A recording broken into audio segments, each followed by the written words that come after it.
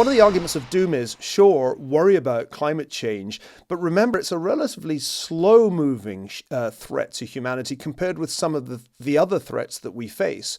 And a contagious coronavirus was just one of those. A lot can happen much faster than climate change. Having said that, you just said that the impact of coronavirus, of COVID, has been much, much lower, much more limited than all of these other crises we're talking about. I mean, if you want to take the long view, and that's what the risk report from the WEF, for example, is trying to do, wasn't it correct that they should be focusing much more on climate change than a pandemic? Well, I thought it was a bit surreal to be talking about climate change when a pandemic was just getting underway and to have forgotten about that threat. But let me not downplay the significance of this disaster.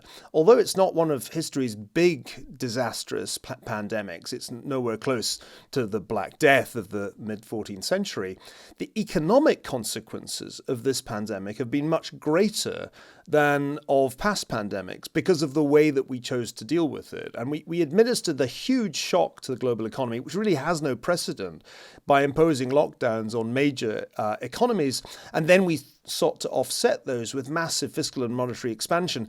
And what's interesting to me about COVID is that its public health impact, which will probably kill, let's see, 0.1% of the world's 0.1% of the world's population tops by the time this is done, is going to be a lot less than its global economic impact, which was to cause a huge shock. So I don't want to downplay COVID. It's not the Black Death, it's not the Spanish flu, but it was a really big shock, and we'd taken our eye off that ball despite numerous warnings because global climate change had become the issue that Greta Thunberg said would bring the end of the world. But the point I make in Doom is that we can end the world in a lot of other ways much faster. A nuclear war still would be a way of causing massive damage to humanity in a really short time frame. And it's not as if that risk has evaporated. In fact, it's conceivably going up.